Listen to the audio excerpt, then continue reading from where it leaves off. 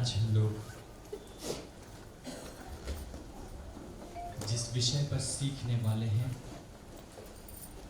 उसको सीखने के लिए सबसे पहले हम लोग निकालेंगे उत्पत्ति की पुस्तक और उसका अध्याय 11। उत्पत्ति की पुस्तक और उसका 11वां अध्याय।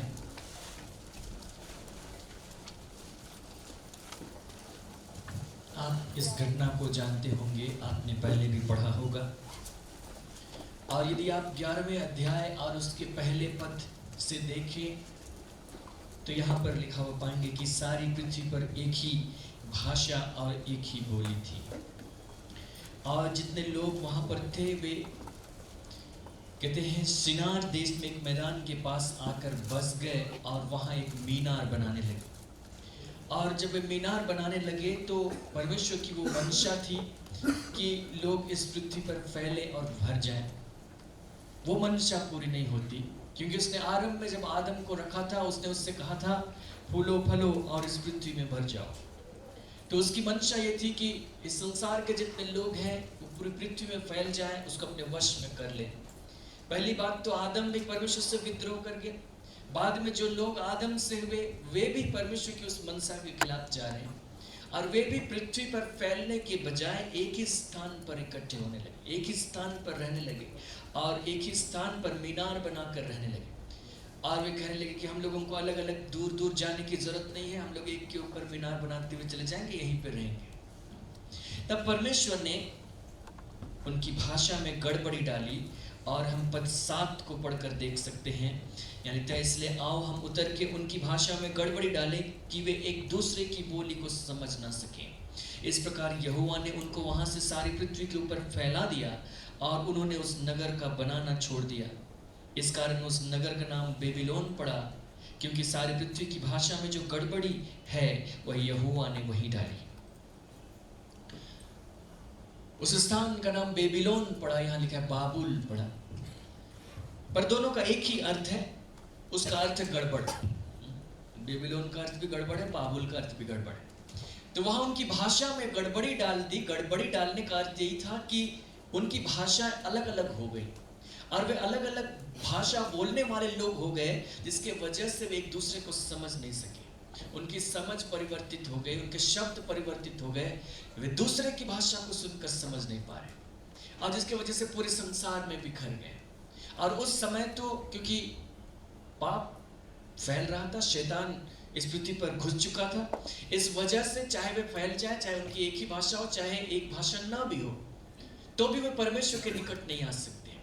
लेकिन बाद में जब परमेश्वर ने इस बात को प्रकट किया कि वो लोगों को अपने निकट लाना चाहता है और वो अवसर जब इस संसार में यीशु मसीह आएगा और संसार के सब लोगों का स्वागत किया जाएगा, तो उस समय के लिए उसने सबको इकट्ठा करने के लिए, एक मन एक चित्त करने के लिए उसकी भाषा का इस्तेमाल किया। शुरू में उनको बिखेरने के लिए, उनको पृथ्वी पर फैलाने के लिए भाषा का ही इस्तेमाल किया, लेकिन अब हमें एक इकट्ठा करने के लिए, एक मन एक चित्त करने के लिए भी उसी भाषा का ही इस्तेमाल कर रहा है।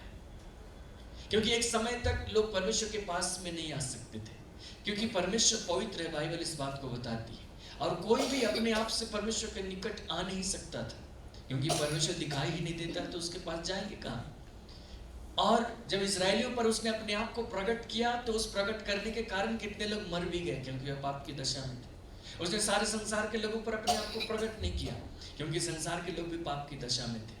उसने बाकी संसार के लिए अपने आप को तब तक बचा कर रखा, तब तक प्रकट करने से रोके रखा जब तक कि वो उस उपाय को ना प्रकट कर दे जिसके द्वारा जब लोग उसके पास आए तो दंड पाने से बच जाए।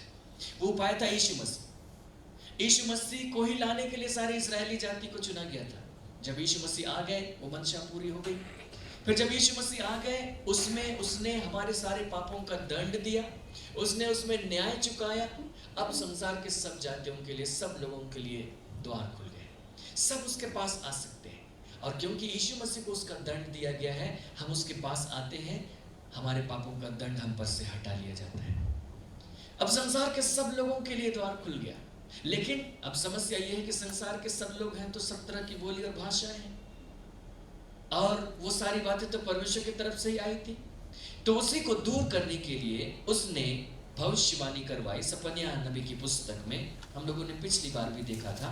और उसके अध्याय 3 और उसके पद 9 और पद 10 दोनों को हम लोग एक साथ देखेंगे। सपन्या नबी की पुस्तक और उसका अध्याय 3 पद 9 और 10। वहां पर ऐसा लिखा है, डिस्प्ले हो गया, लिखता है, और उस समय मैं देश देश के लोगों से एक नई और शुद्ध भाषा बुलवाऊंगा कि वे सब के सब यहोवा से प्रार्थना करें और एक मन से कंधा मिलाए हुए उसकी सेवा करें। नेक्स्ट, मेरी तितर बितर की हुई प्रजा मुझसे विनती करती हुई मेरी भेंट बनकर आई। उसने एक ऐसे समय के विषय में भविष्यवाणी की और कहा कि वह समय आता है जब मैं देश देश के लोगों से एक नई और शुद्ध भाषा बुलवाऊंगा। जब भी बाइबल में देश देश शब्द आए तो इसका मतलब है कि वो सिर्फ यहूदियों या इजराइलियों को संबोधित नहीं कर रहा है, लेकिन संसार के बाकी लोगों को भी संबोधित कर रहा है। इस समय तक उसकी चुनी हुई प्रजा में से सिर्फ इजराइल ही थे। बाकी लोगों को ऐसे ही वे लोग तुच्छ समझते थे। इजरायली लोग उनको खतना रहित कहते थे। खतना रहित अर्थात हम तो वाचा में हैं परंतु वे वाचा में नहीं है, और इसलिए अपने आप को श्रेष्ठ समझते थे। लेकिन उन्हीं के दिनों में, जब यीशु मसीह नहीं आया था, उन्हीं के दिनों में परमेश्वर ने इस बात को प्रकट कर दिया था कि वह समय आता है जब मैं देश देश के लोगों से एक नई और शुद्ध भाषा बुलवाऊंगा। जो देश देश के लोग हैं अर्थात वे सिर्फ इजरायली नहीं होंगे, लेकिन वे लोग संसार के दूसरे लोग भी होंगे, अर्थात वे हम लोग भी होंगे। वह हम लोगों से एक नई और शुद्ध भाषा बुलवाना चाहता था। क्यों? कि वे सब यहोवा से प्रार्थना करें और एक मन से कंधा मिलाए हुए उसकी सेवा करें। कि हम उस यहोवा की सेवा करें और एक मन से, एक मन होने के लिए, एक चित्त होने के लिए ये उपाय उसने प्रकट किया था। हम लोगों ने एक दफा सुना था यीशु मसीह की प्रार्थना के विषय। उसने गत्समनी में जाने से पहले प्रार्थना की और उसने पिता से कहा कि जैसे तू और मैं एक हैं वैसे ही पिता वे भी एक हो, जो इन चेलों के प्रचार के द्वारा मुझ पर विश्वास करेंगे। उसने हमारे लिए प्रार्थना की कि हम जब उस सुसमाचार को सुने, विश्वास करें, तो हम जितने विश्वासी हैं वे सब एक हो जाएं। क्योंकि उसने उस समस्या को पहले ही देख लिया था कि लोग अलग अलग हो जाएंगे ना। अभी कलीसिया को देखिए, जो यीशु पर विश्वास करने वालों का समूह है, उसमें कई बातें आ गई, कई गड़बड़ियां आ गई, वचन से दरकिनार कर दिए जाने की वजह से वहां पे विभाजन आ गया। अब विभाजन आ जाने की वजह से सब अलग अलग हो गए, अलग अलग ग्रुप में बट गए, अलग अलग सिद्धांतों में बट गए, अलग अलग सोच में बट गए, बहुत प्रकार की भिन्नता आ गई। लेकिन यीशु मसीह पहले से जानते थे कि ये बातें होने वाली, इसलिए उसने प्रार्थना की कि वे सब एक हो। तो उसने प्रार्थना की नए नियम के समय में, उसने आकर के प्रार्थना की, लेकिन उसके पहले से पिता की मर्जी थी कि देश देश के जो लोग हैं, अर्थात इजराइल के अलावा बाकी जो लोग हैं, वे भी जब परमेश्वर की सेवा करने के लिए आए तो वे एक मन हो जाए, कंधे से कंधा मिलाए उसकी सेवा करें। सो एक मन, एक चित्त होना परमेश्वर की मर्जी थी, जिसको उसने इस रूप में भविष्यवाणी करके प्रकट किया था। सो आज जब हम एक होने की बात करते हैं और उसमें हम कहते हैं एक हो, तो उसका एक रूप ये है, उसका एक तरीका ये है, या मुख्य तरीका यही है कि हम उस नई और शुद्ध भाषा को बोलें जो परमेश्वर हमें देना चाहता है। उसने तो उस समय कहा था कि मैं बुलवाऊंगा, लेकिन अब वो समय नहीं है कि मैं बुलवाऊंगा, अब वो समय है कि हम बोले। हालेलुया। फिर जब यीशु मसीह यहाँ पर आए और उन्होंने जाते जाते क्या कहा, यूहन्ना मरकुस का सुसमाचार अध्याय 16 और उसके पद 17 से उसने अपने चेलों से कहा कि तुम जाओ, सारी सृष्टि में सुसमाचार का प्रचार करो, सब जातियों में जाओ, सब लोगों के बीच में जाओ, सब भाषा बोलने वालों के बीच में जाओ और उनके बीच में सुसमाचार का प्रचार करो, उनको विश्वास करना सिखाओ। और जब वे विश्वास करते हैं तो वे विश्वास करने वालों का झुंड एक झुंड होगा और उसमें कुछ चिन्ह पाए जाएंगे। और उसने इस प्रकार से कहा, और विश्वास करने वालों में ये चिन्ह होंगे कि वे मेरे नाम से दुष्ट आत्माओं को निकालेंगे। नेक्स्ट, नई नई भाषा बोलेंगे, सांपों को उठा लेंगे, यदि वे नाशक वस्तु भी पी जाएं तो वे उनकी कुछ हानि ना होगी, वे बीमारों पर हाथ रखेंगे और वे चंगे हो जाएंगे। उसने कहा कि विश्वास करने वालों में ये चिन्ह होंगे कि वे मेरे नाम से बहुत कुछ करेंगे, उसमें से एक ये भी है कि वे नई नई भाषा बोलेंगे। यीशु पर विश्वास करने वालों के लिए ये चीज दिया गया। शुरू में तो परमेश्वर ने कहा था कि उस समय में देश देश के लोगों से एक नई और शुद्ध भाषा बुलवाऊंगा। तो ये प्रकट नहीं था कि देश देश के लोग में से उस पर विश्वास करने वाले लोग होंगे कि नहीं होंगे, लेकिन बाद में स्पष्ट कर दिया गया कि वे लोग वही लोग होंगे जो यीशु पर विश्वास करने वाले हैं, क्योंकि ये विश्वास करने वालों का चिन्ह है। परमेश्वर ने कहा था कि वे सेवा करेंगे, मैं उन्हें नई और शुद्ध भाषा बुलवाऊंगा कि वे मेरी सेवा करें और एक मन होकर कंधे से कंधा मिलाए हुए मेरे पास में। और यीशु मसीह ने कहा कि ये कौन लोग होंगे? संसार के सब लोग? क्या देश देश के सब लोग? नहीं, वे लोग जो विश्वास करते हैं। अब जो विश्वास करते हैं उसमें जो भी लोग हो सकते हैं, उसमें इजरायली हो सकते हैं, उसमें गैर इजरायली हो सकते हैं, उसमें किसी भी देश के लोग हो सकते हैं, उसमें किसी भी भाषा के लोग हो सकते हैं, किसी भी रंग के लोग हो सकते हैं। बस शर्त यही है कि वो किसी भी देश का रहने वाला है, वो यीशु पर विश्वास करने वाला है। उसके लिए ये चिन्ह दिया गया है कि वे नई नई भाषाएं बोलेंगे। इसका मतलब ये है कि यदि आप यीशु मसीह पर विश्वास करने वाले हैं तो ये वचन आपके लिए है। हालेलुया। ये वचन आपके लिए है कि आप यीशु पर विश्वास करने वाले हैं। यीशु मसीह खुद कह रहे थे कि वे नई नई भाषाएं बोलेंगे, तो आप नई नई भाषाएं बोलेंगे। आप अपने मन में इस बात का विश्वास रखिए कि आप नई नई भाषाएं बोलेंगे।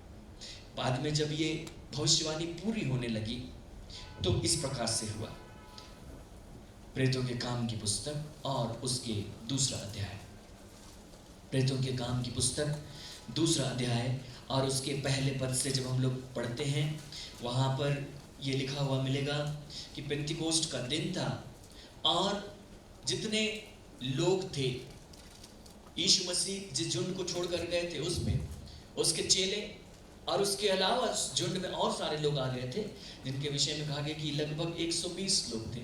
वे सब एक जगह पर इकट्ठे थे और कहते हैं कि एकाएक आकाश से बड़ी आंधी की सी सनसनाहट का शब्द हुआ और उससे सारा घर जहां वे बैठे थे गूंज गया और उन्हें आग की सी जीभें फटती हुई दिखाई दी। उनमें से हर एक पर आ ठहरी। वे सब पवित्र आत्मा से भर गए और जिस प्रकार आत्मा ने उन्हें बोलने की सामर्थ दी, वे अन्य अन्य भाषा बोलने लगे। ये उस भविष्यवाणी के पूरा होने का सबसे पहला एविडेंस है, पहली घटना है जो सपन्या की पुस्तक में थी। उस समय मैं देश देश के लोगों से एक नई और शुद्ध भाषा बुलवाऊंगा, लेकिन अभी देश देश के लोग नहीं बोल रहे थे, अभी सिर्फ इजरायली लोग ही थे। ठीक है, अभी सिर्फ इजरायली लोग ही थे और वे लोग पेंतिकोस्ट के दिन में एक जगह पर इकट्ठे थे, क्योंकि उनको यीशु मसीह ने कहा था कि तुम उस प्रतिज्ञा के पूरे होने की बाट जोते रहो जिसकी चर्चा मैंने तुमसे की थी, जिसकी चर्चा उनको बता दी गई थी, योवेल की नबी की पुस्तक में लिखा गया है।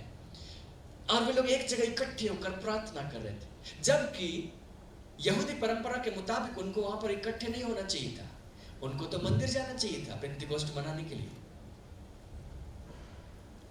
लेकिन वे मंदिर में नहीं जा रहे थे। वे लोग एक जगह इकट्ठे थे, एक घर में इकट्ठे थे जहां ये बातें हुई और पवित्र आत्मा उन पर उतर आया, पवित्र आत्मा का दान उन पर उंडेल दिया गया और वे पवित्र आत्मा से परिपूर्ण हो गए और जैसा आत्मा ने उन्हें बोलने की सामर्थ्य दी, वे अन्य अन्य भाषा बोलने लगे। उतने सारे लोग जब बोलने लगे तो भीड़ लग गई और जब भीड़ लग गई तो सुनने के लिए लोग इकट्ठे हो गए कि क्या हो रहा है। पिछली बार हमने चर्चा की थी, फिर भी जरूरत है इसलिए मैं बता देता हूं। वहां पे 15 अलग अलग भाषाएं बोलने वाले लोग मौजूद थे, क्योंकि यहूदी लोग जो थे यीशु मसीह के लगभग 500 साल पहले गुलामी में चले गए थे और जब गुलामी में चले गए थे तो अलग अलग देशों में जाकर बस गए। उसमें से कुछ तो लौट कर आए थे, कुछ वहीं रह गए। तो जब यूनान का साम्राज्य था उस जमाने में बहुत सारे क्षेत्रों में यहूदी लोग बिखर गए और जब बिखर गए तो वे उधर ही रह गए, उधर ही की भाषा उन्होंने सीख लिया। यहूदियों की अपनी भाषा इब्रानी भाषा थी, हिब्रू, लेकिन जब दूसरे क्षेत्रों में चले गए तो उधर की भाषा उन्होंने सीख ली। लेकिन जो उनके लिए परंपराएं थी, जो व्यवस्था में दी गई थी, उसके मुताबिक प्रत्येक यहूदी पुरुष को साल में 3 बार परमेश्वर के मंदिर में उपस्थित होना जरूरी था। उसमें से एक मौका फसह का था, पेंतिकोस्ट का भी। और पेंतिकोस्ट के समय में वे संसार के दूसरे इलाके से वहां पर इकट्ठे हुए थे कि वे वहां पर पेंतिकोस्ट मनाने के लिए यरूशलेम में रहे और यही यहूदी लोग यहाँ पर इकट्ठे थे, पर वे दूसरी भाषाओं को जानते थे। पर जो यहूदी यरूशलेम में रहते थे या फिर इजराइल में रहते थे, उनको दूसरे देश की भाषाएं मालूम नहीं थी। उनको ज्यादा से ज्यादा मालूम रहा होगा तो हिब्रू मालूम होगा, इब्रानी भाषा, उनको यूनानी मालूम होगा ज़्यादा से ज़्यादा, और उनको अरेमिक भाषा मालूम होगा।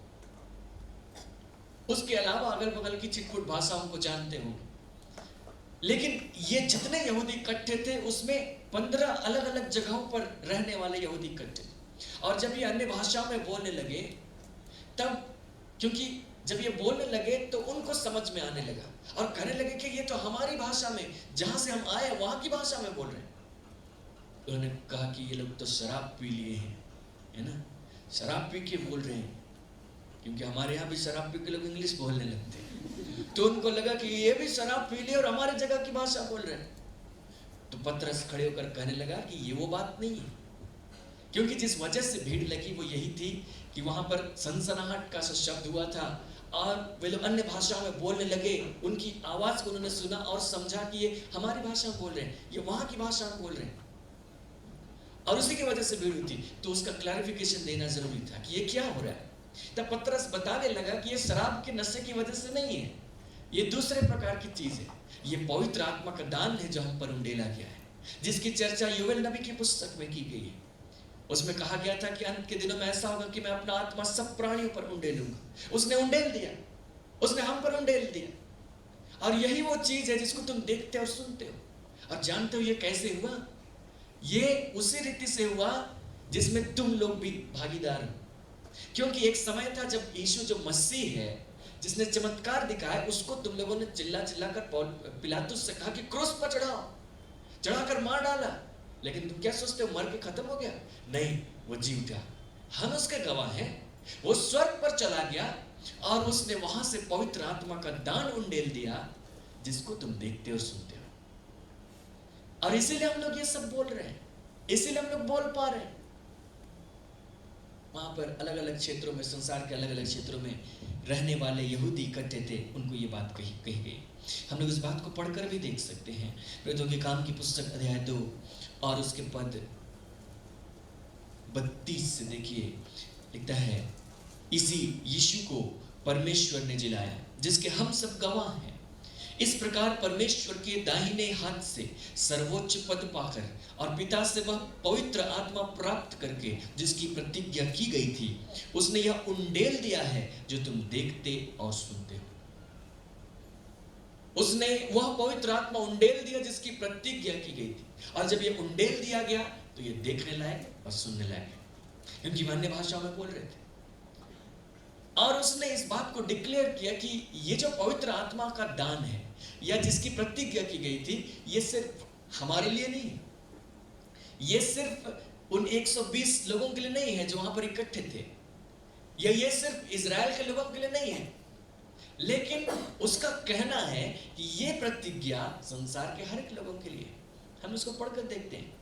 पद 39 को देखिए, 39 लिखता है, क्योंकि यह प्रतिज्ञा तुम और तुम्हारे संतानों और उन सब दूर दूर के लोगों के लिए भी है जिनको प्रभु हमारा परमेश्वर अपने पास बुलाएगा। हालेलुया।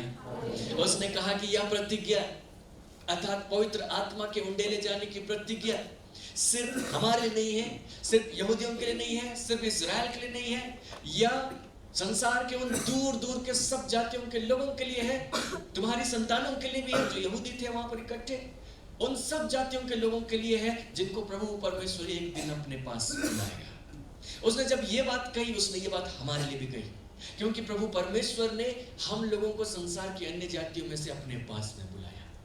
हालेलुया। हम यहूदी में से नहीं आते, हम इजरायली में से नहीं आते हैं शारीरिक रूप से, हम उनसे अलग हैं, लेकिन परमेश्वर ने हमें अपने पास में बुलाया। और अगर हमें अपने पास में बुलाया तो यह प्रतिज्ञा हमारे लिए भी है। आप कह सकते हैं यह प्रतिज्ञा आपके लिए। उसने पवित्र आत्मा का दान उंडेल दिया और वे अन्य भाषाओं में बोलने लगे। उसने कहा यह प्रतिज्ञा सिर्फ हमारे लिए नहीं है, लिमिटेड लोगों के लिए नहीं है, एक खास समय तक के लोगों के लिए नहीं है, वो सब लोगों के लिए है जिनको भी परमेश्वर अपने पास बुलाएगा। इसमें यह नहीं कहा गया था कि 100 ईस्वी तक के लोगों को अपने पास बुलाएगा तो उनके लिए है, उसके बाद वालों के लिए नहीं है।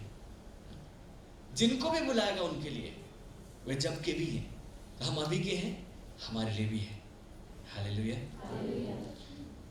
तो इस बात का निश्चय जानिए कि ये प्रतिज्ञा आपके लिए है। और अगर प्रतिज्ञा की गई है तो इस बात को जानना चाहिए प्रतिज्ञा किसने की। प्रतिज्ञा करने वाला परमेश्वर है। और क्या परमेश्वर झूठ बोल सकता है?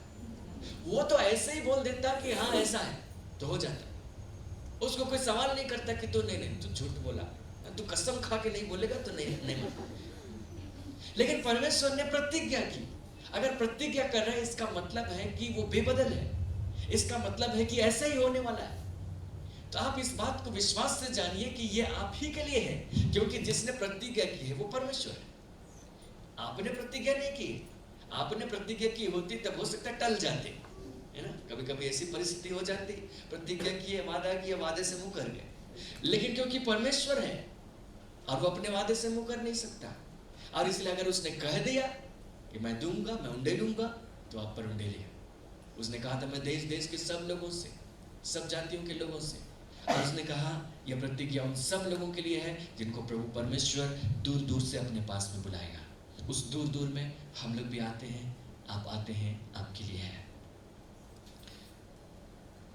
एक सवाल मेरे मन में आता था कि क्यों परमेश्वर ने इस प्रकार के चिन्ह को रखा, इस प्रकार की बातों को रखा कि जब उसका दान उंडेल दिया जाए तो हम अन्य भाषा में बातें करें।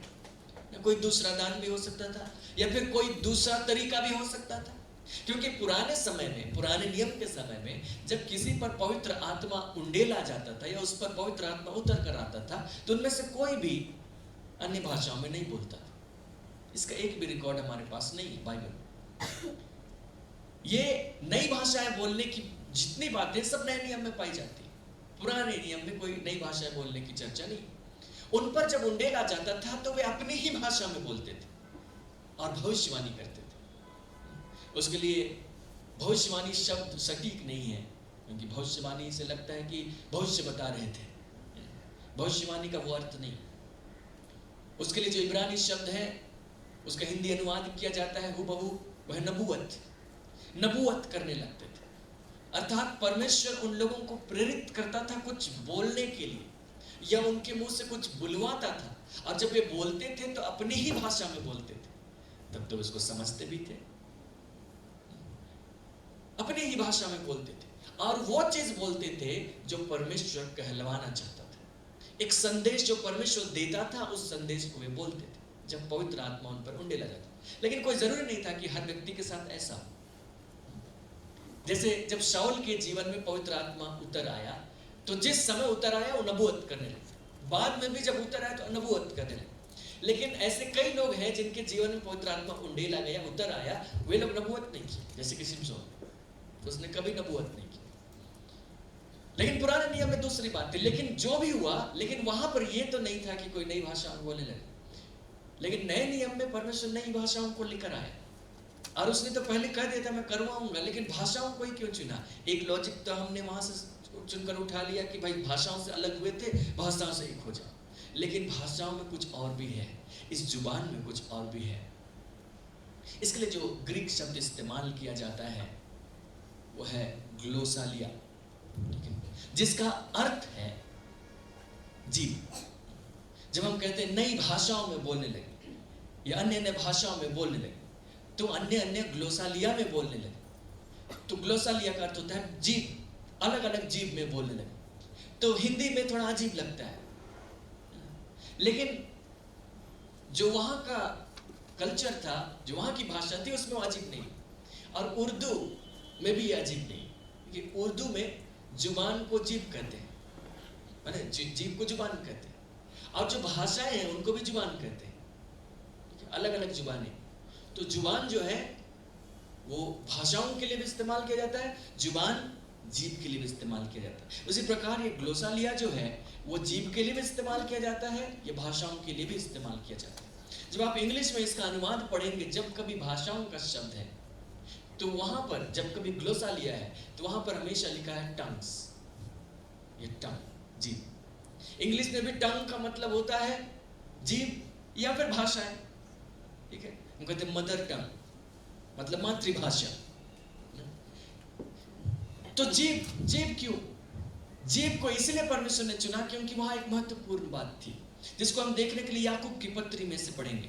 3रा अध्याय, याकूब की पत्री अध्याय 3 और उसके पद 1 से लेकर अगर आप पद 12 तक पढ़ेंगे, आप उसको घर में डिटेल से पढ़िएगा, हम लोग कुछ एक पदों को यहाँ से उठाएंगे। उसमें जो संदेश दिया गया था वो ये है कि जो हमारी जीभ है वो बहुत ही महत्वपूर्ण अंग है।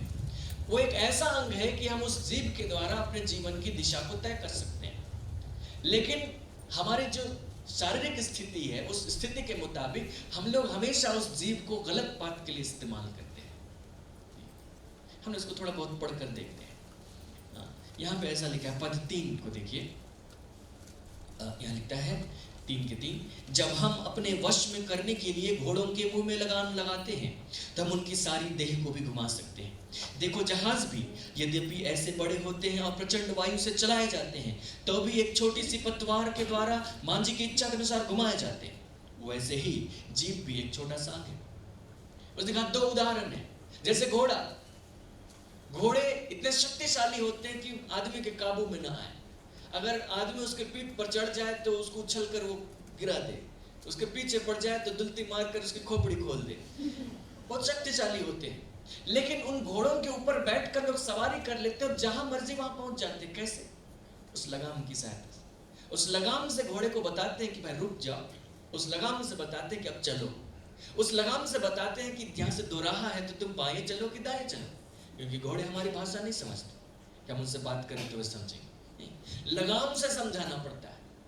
तो लगाम घोड़े के सामने कितना शक्तिशाली है? बहुत कम। घोड़े के सामने कितना सा है? छोटा सा।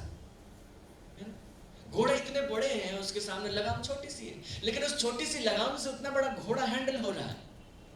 उसी प्रकार जो पुराने जमाने के जहाज हैं, पुराने जमाने के जहाज थे, यद्यपि इतने बड़े होते हैं, प्रचंड वायु से चलाए जाते हैं। उस समय तो मशीन नहीं होते थे, प्रचंड वायु से चलाए जाते थे। उसमें पाल खोल दिया जाता था और उसको बांध दिया जाता था, और जब हवा चलेगी तो जहाज समुद्र में जाएगा। लेकिन अब क्या गारंटी है कि मुझे जब उधर जाना है तो हवा उधर ही चलेगी? तो हवा उधर चलने लगे तो अब जहाज में समुद्र में जहाज खोलकर, पाल खोलकर हम बैठे हुए हैं, अब पता चला हवा ने बहा बहा कर कहां पहुंचा दिया, और हमारे पास नक्शा भी नहीं है कि खो गए तो मिल जाए, फोन भी नहीं है खो गए तो कांटेक्ट किया जाए।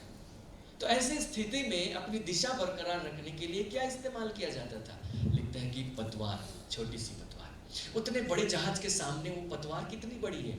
बहुत छोटी, लेकिन बहुत महत्वपूर्ण है, क्योंकि हवा तो शक्तिशाली है, प्रचंड है, वो बहा कर ले जाएगी, लेकिन अपने मन मुताबिक दिशा में नहीं ले जाएगी। तब हम अपने चप्पू पतवार का इस्तेमाल करते हैं ताकि अपने आप को दिशा में बना कर रखें। अगर हमको लग रहा है उधर जाना, उधर बह रहे हैं, तो हम पतवार से दिशा मैनेज कर सकते हैं, जा सकते हैं। तो उसने कहा कि वैसे ही जीभ भी एक छोटा सा अंग है। इतना बड़ा जीवन है, इतना बड़ा शरीर है, बहुत कुछ है, और जैसे घोड़ा बड़ा है उसके लिए पतवार छोटी सी है, और जैसे जहाज बड़े हैं उसके लिए जो लगाम है वो छोटी सी है, और जो जहाज बड़े हैं उनके लिए पतवार छोटी सी है। उसी प्रकार इस पूरे बड़े से जीवन के लिए जीभ भी एक छोटा सा अंग है। इसका मतलब इस जीभ से हम सही दिशा दे सकते हैं अपने जीवन में। लेकिन उसने क्या कहा? वैसे ही जीभ भी एक छोटा सा अंग है और बड़ी बड़ी डेंगे मारती है। देखो थोड़ी सी आग से कितने बड़े वन में आग लग जाती है। मतलब जो सांसारिक मनुष्य है उसकी स्थिति यही है, उस जीभ का सही इस्तेमाल करने के बजाय वो उसका गलत इस्तेमाल कर रहा है। तो उस पतवार से अपने आप को सही दिशा दे सकता था, है ना, अपने जीवन को कंट्रोल कर सकता था, लेकिन उस व्यक्ति ने अपने जीभ को ऐसे इस्तेमाल किया और बड़े बड़े वन में आग लग जाती है। और आगे जो कुछ भी पढ़ेंगे आप नेगेटिव ही लिखा हुआ पाएंगे। देखिए कितना भयंकर लिखा हुआ है। पद 6 को देखिए, जीभ भी एक आग है, जीभ हमारे अंगों में अधर्म का एक लोक है। सोचिए, अधर्म का एक लोक मुंह में लिए घूम रहे हैं और सारी देह पर कलंक लगाती है और जीवन गति में आग लगा देती है और नरक कुंड की आग से जलती रहती है। कोई जीभ इतनी आसान चीज नहीं। लोगों ने इस प्रकार से कहा कि जीभ में हड्डी नहीं होती, लेकिन जब जीभ मारती है तो सबसे ज्यादा चोट लगती है। लिखता है क्योंकि हर प्रकार के वन, पशु, पक्षी और रेंगने वाले जंतु और जलचर तो मनुष्य जाति के वश में हो सकते हैं और हो भी गए हैं, पर जीभ को मनुष्य में से कोई भी वश में नहीं कर सकता। वो एक ऐसी बला है जो कभी रुकती ही नहीं, वह प्राणनाशक विष से भरी हुई है। इसी की वजह से जीभ एक छोटा सा अंग है, पर बड़े मन में आग लगा देती है। जिंदगी हम उस जीभ से दिशा दे सकते थे, जीभ से हम बर्बाद हो गए। जीभ के वश में जीवन और मृत्यु दोनों होते हैं। जो उसे काम में लाना जानता है उसका फल भोगता है। तो काम में लाना नहीं जानते हैं, और लिखता है कि काम में लाना जानेंगे भी कैसे, जीभ को कोई वश में कर भी नहीं सकता है, और जिसकी वजह से हम नुकसान उठाते हैं। तो जब परमेश्वर एक व्यक्ति पर पवित्र आत्मा का दान उंडेल रहा है नए नियम में, जब वो व्यक्ति यीशु मसीह के द्वारा शुद्ध किया गया है, तो क्या परमेश्वर उसको असुरक्षित छोड़ देगा? नहीं, परमेश्वर उसको सुरक्षित करेगा, और इसीलिए वो उसकी जीभ में काम करना चुनता है। इसीलिए जब वो किसी पर पवित्र आत्मा का दान उंडेलता है, तो उसको जीभ के द्वारा कुछ ऐसी बातें बुलवाता है जो उसके लिए उचित है, जो उसको सही दिशा में ले जाए। हम लोग बहुत पुराने समय में सीख रहे थे, बहुत पहले, कि हम लोग विश्वास करते हैं और बोलते हैं, अंगीकार करते हैं। ये दोनों बातें साथ साथ चलती हैं। और अंगीकार करना हमारे जीवन को सही दिशा में पहुंचा देता है। हम अपने लिए सही विश्वास करते हैं और सही बोलते हैं, और हम उधर जाएंगे। अगर हम गलत विश्वास करते हैं तो गलत बोलेंगे और उधर ही जाएंगे। हमने देखा था अब्राहम को उसी प्रकार करवाया गया था, पर उसका नाम अब्राम था, इसका अर्थ है उन्नत पिता। बाद में उसका नाम रखा गया अब्राहम, जिसका अर्थ है बहुतों का पिता। इसके पहले कि उसके एक भी बच्चे उत्पन्न हो, उसका नाम रख दिया गया बहुतों का पिता। तब वो अपना नाम कहने लगा अब्राहम, अब्राहम। उसकी पत्नी सारा उसको बुलाने लगी अब्राहम, बहुतों का पिता। बोलते बोलते बहुतों का पिता बन गया। तो उसकी जुबान को नियंत्रित किया गया एक खास दिशा में, इस दिशा में तुम बोलो और तुम वहां पहुंच जाओ। तो परमेश्वर इस नए समय में एक और काम कर रहा है कि वो इस जीभ को नियंत्रित कर रहा है और कुछ ऐसी बातों को बुलवा रहा है जो हमारे जीवन को एक सही दिशा में ले जा सकते हैं। और इसीलिए ये हमारे लिए महत्वपूर्ण है। इसलिए परमेश्वर इस जीभ के द्वारा बुलवाता है। हम लोग भी जब तक सचेत हैं, हम लोग भी सही बातें बोलते हैं, और जब तक हम लोग अचेत हैं या अचेतन अवस्था में हैं, तो हम लोग कई बातों को संसार में हाँ मिलाते हुए बोलते चले जाते हैं। पता भी नहीं चलता कि हम कब गड़बड़ बोल गए और हमने दिशा खोना शुरू कर दी। तो परमेश्वर चाहता है वो जीभ उसके काम आए, सही दिशा को हम रखें। इसीलिए उसने ये अन्य भाषाओं के जो काम है उसको हमारे लिए रखा। हम लोग इस बात को पढ़कर देख सकते हैं पहले कुरिन्थ की पत्री में अध्याय 14 और उसके कुछ पदों को हम पढ़ेंगे। मैं आपको चाहता हूं कि जब आप कुरिन्थ की पत्री पढ़ें, खास तौर से पहले कुरिन्थ की पत्री और उसके अध्याय 12 और उसके अध्याय 14, तो जब आप इन दोनों अध्यायों को पढ़ें तो इस बात को स्मरण रखें कि जो कुरिन्थ की कलीसिया थी वहां पर वरदानों की बहुतायत थी। ठीक है, क्योंकि कुरिन्थ की कलीसिया में वरदानों की बहुतायत थी। ये बात स्पष्ट रूप से लिखा गया है पहले अध्याय में ही, पहले अध्याय और उसके पद 7 में ही। वहां पर वो कुरिन्थ के लोगों को कह देता है कि यहां तक कि किसी वरदान में तुम्हें घटी नहीं। तो कुरिन्थ के जितने लोग थे उनमें किसी वरदान की घटी नहीं, और उन वरदानों के विषय में वो पहला कुरिन्थ के अध्याय 12 में बताता है 9 प्रकार के वरदान। एक दिन हम लोग उसकी स्टडी करेंगे। और पद 14 में भी उन वरदानों को किस रीति से काम में लाए उसके विषय में बताता है। तो कुरिन्थ के कलीसिया में वरदानों की इतनी बहुतायत थी कि वरदानों का जरा मिसयूज हो रहा था। वे लोग अनकंट्रोल, अव्यवस्थित रूप से वरदानों का इस्तेमाल कर रहे थे, जिसके वजह से जो उनको लाभ होना चाहिए था वो लाभ तो होता नहीं था, उल्टे नुकसान हो सकता था। तो इसीलिए प्रेरित पौलुस ने इस अध्याय 14 को लिखा ताकि उन लोगों को थोड़ा व्यवस्थित किया जाए। और जब व्यवस्थित किया जाए तो वहां अव्यवस्था में क्या था, उनके पास अन्य भाषा बोलने का वरदान था, तो वे बेतरतीब अन्य भाषा बोले हुए थे। जैसे कि मैं आपको सवाल कर दूं कुछ और आप अन्य भाषा में बोल दिए, या हम उपदेश देने के लिए खड़े हुए हम अन्य भाषा में बोल दिए, तो क्या फायदा हुआ? मेरे उपदेश को कौन समझेगा, है ना? तो उस प्रकार उसका मिसयूज हो रहा था, तो उसको व्यवस्थित करने के लिए अध्याय 14 लिखा।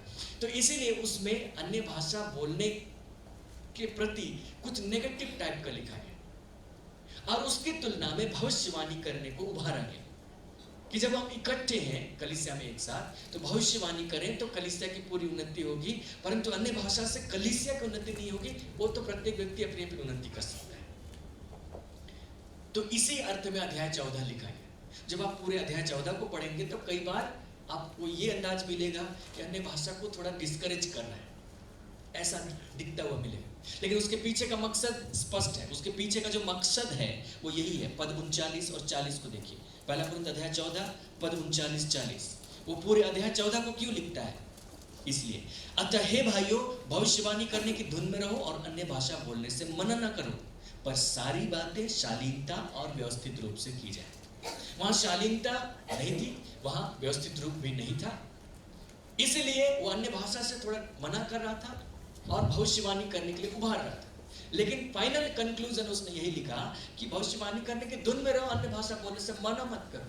तो मेरा लिखने का उद्देश्य अन्य भाषा बोलने से मना करना नहीं है, उसका अर्थ। तो हम लोग कुछ बातों को यहां पर देखेंगे। हम लोग ने जीभ के विषय में बात की थी कि जीभ बोलती है और ऐसी चीजें बोलती है जिससे कि नुकसान हो जाता है।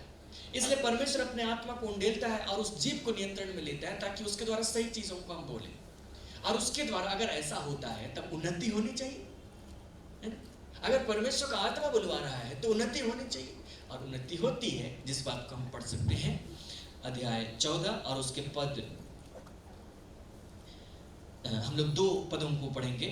पहले हम लोग पढ़ेंगे पद 4। यहां लिखता है, जो अन्य भाषा में बातें करता है वह अपनी ही उन्नति करता है। तुलना किया गया है भविष्यवाणी से कि जो भविष्यवाणी करता है वो कलीसिया की उन्नति करता है। जो अन्य भाषा में बातें करता है वो अपनी ही उन्नति करता है। जो अन्य भाषा में बातें कर रहा है वो अपनी उन्नति करे। आप अपनी उन्नति करें। तो हर एक व्यक्ति को चाहिए कि वो अपनी उन्नति करे, ठीक है? क्योंकि कलीसिया की उन्नति में भी प्रत्येक व्यक्ति की उन्नति शामिल है। हम लोग कहते हैं, नेता लोग कहते हैं सर्वांगीण विकास, है ना? तो सर्वांगीण विकास का मतलब है कि जो भी पहलू है विकास से संबंधित, हर एक पहलू पर विकास किया जाए। अगर विकास के काम में सिर्फ एक पहलू पर विकास किया जाए, रोड खूब बना दे, रोड खूब बना दे, रोड खूब बना दे और बिजली ना दिया जाए, तो हम लोग उसको सर्वांगीण विकास नहीं बोलेंगे। हम लोग रोड भी बनाओ, बिजली भी दो, ये भी दो, वो भी करो, स्कूल भी खोलो, हॉस्पिटल भी दो, सब कुछ करो, तब हम उसको कहें। उसी प्रकार जब कलीसिया की उन्नति की बात है तो वहां पर जितने विश्वासी शामिल हैं सबकी तो व्यक्तिगत उन्नति होगी, तभी तो सामूहिक उन्नति होगी। तो सामूहिक रूप से जब इकट्ठे हैं तब उन्नति का दूसरा माध्यम है, लेकिन जब हम सामूहिक रूप से इकट्ठे नहीं है तो भी उन्नति का एक माध्यम है, और वह है अन्य भाषा। तो जब हम अन्य भाषा में बोलते तो अपनी उन्नति करते हैं।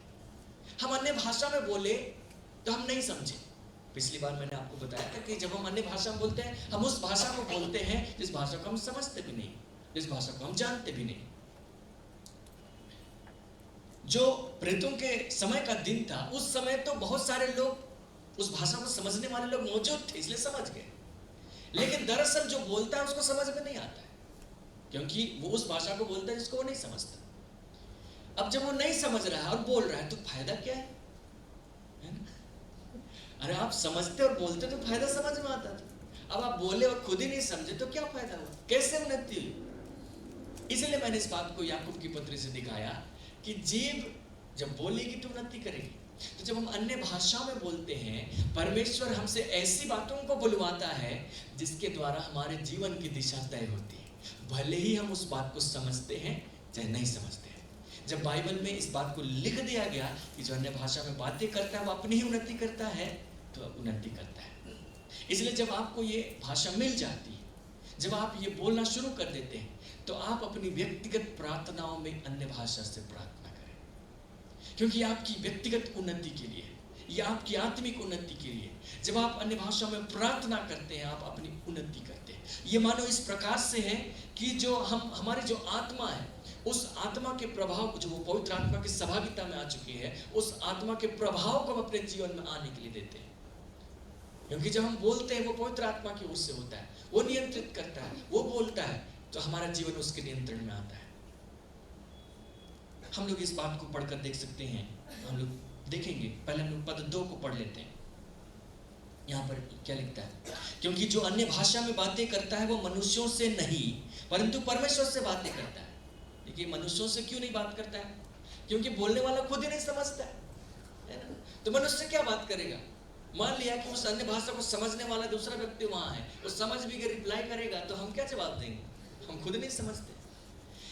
तो मनुष्य से बात नहीं करता है, तो मनुष्य से बात नहीं करता तो किससे बात कर रहा है?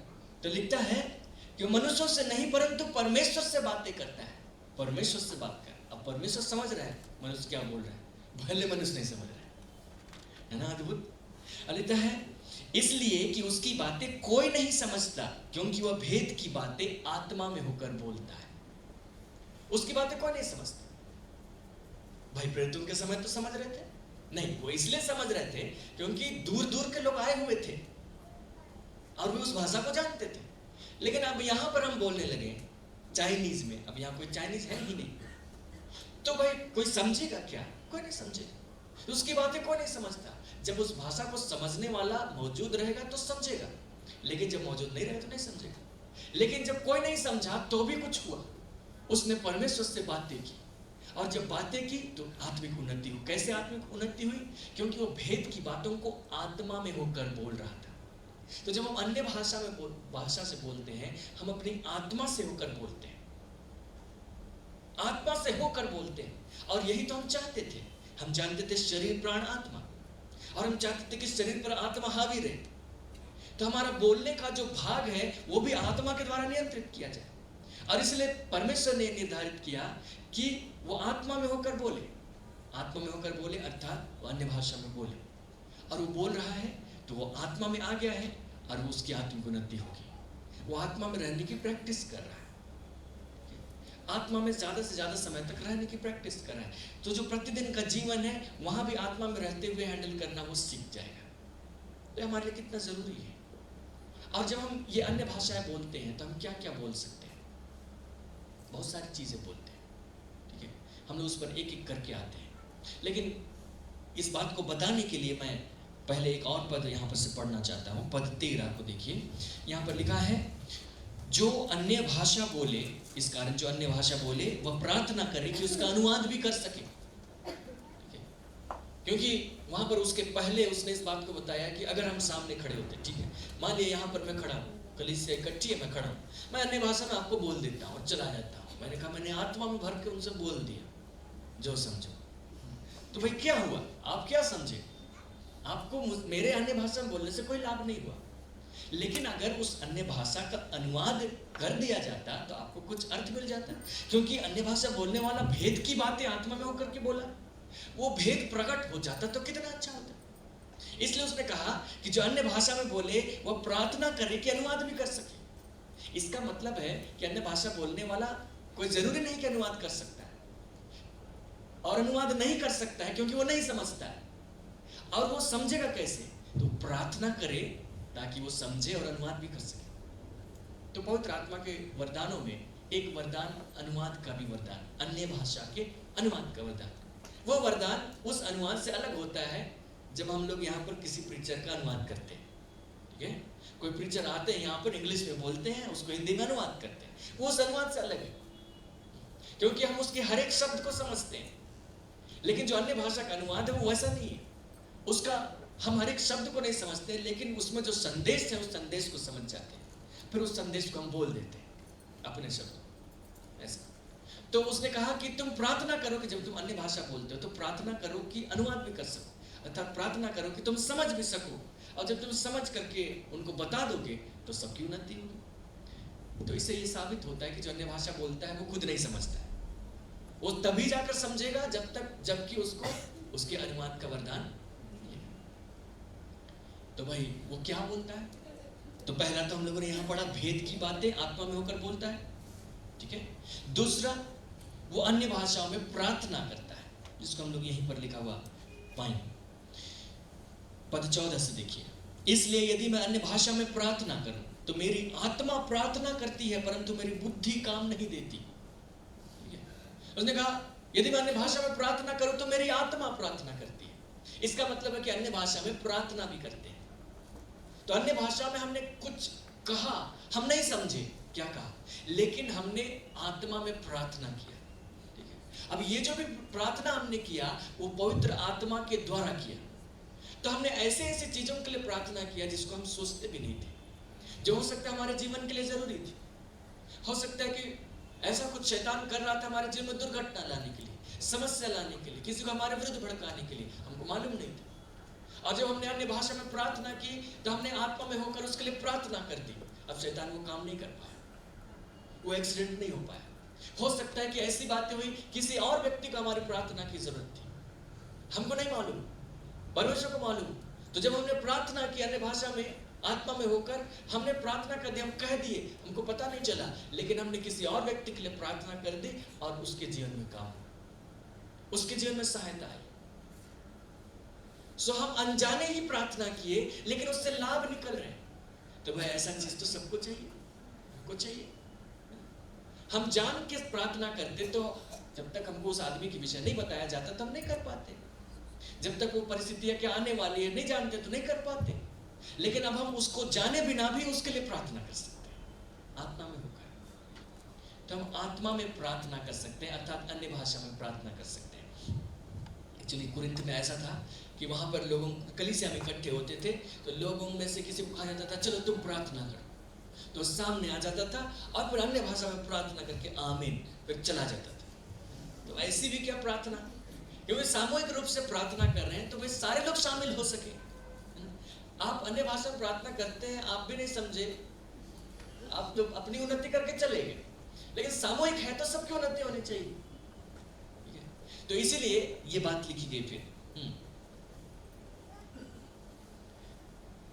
पद 15, अतः क्या करना चाहिए? मैं आत्मा से भी प्रार्थना करूंगा, बुद्धि से भी प्रार्थना करूंगा। मैं आत्मा से गाऊंगा, बुद्धि से भी गाऊंगा। नहीं तो यदि तू आत्मा ही से धन्यवाद करेगा तो फिर अज्ञानी तेरे धन्यवाद पर आमीन कैसे कहेगा? क्योंकि वह तो नहीं जानता कि तू क्या कहता है। तू तो भलीभांति धन्यवाद करता है परंतु दूसरे की उन्नति नहीं होती। मतलब सामने आकर अन्य भाषा में बोल दिया तो वे आप तो अपनी उन्नति करके चले गए, दूसरे की हुई नहीं, क्योंकि उसने समझा नहीं। तो इसीलिए वो अनुवाद का वरदान मांगे, ताकि वो सामने आकर अन्य भाषा बोल रहा है तो उसका अर्थ भी बता दे, ताकि उसकी उन्नति हो जाए, दूसरों की उन्नति हो जाए। लेकिन यहाँ पर एक बात आ रही है, हम लोग सवाल कर रहे थे कि अन्य भाषा में हम क्या क्या बोलते हैं। तो पहला हमने देखा हम वेद की बातें आत्मा में होकर बोलते हैं। दूसरा हम पढ़ रहे हैं हम प्रार्थना करते हैं, ठीक है, और लिखता है उसको अन्य भाषा में प्रार्थना करते तो आत्मा में प्रार्थना करते हैं। आत्मा में प्रार्थना करना या आत्मा से प्रार्थना करना। पद 15 कहता है मैं आत्मा से भी प्रार्थना करूंगा, बुद्धि से भी प्रार्थना करूंगा। आत्मा से गाऊंगा, बुद्धि से भी गाऊंगा। आत्मा से प्रार्थना करने का अर्थ अन्य भाषाओं से प्रार्थना करना, क्योंकि पद 14 यही बोल रहा है, यदि मैं अन्य भाषा में प्रार्थना करूं तो मेरी आत्मा प्रार्थना करती ना। आत्मा से प्रार्थना करने का अर्थ ऐसा नहीं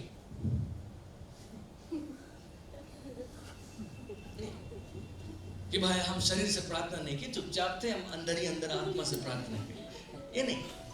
आत्मा से प्रार्थना करने का अर्थ है अन्य भाषा से प्रार्थना करना, ठीक है। और लिखता है आत्मा से प्रार्थना करूंगा, बुद्धि से भी प्रार्थना करूंगा, क्योंकि जब हम प्रार्थना कर रहे हैं तो बुद्धि को तो समझ में नहीं आ रहा। तो जब आप अन्य भाषाओं से प्रार्थना कर रहे हैं, अन्य भाषा में, तो आपकी आत्मा तो प्रार्थना कर रही है, आपको कुछ समझ में नहीं आएगा। अब जब समझ में नहीं आएगा तो आप क्या करेंगे?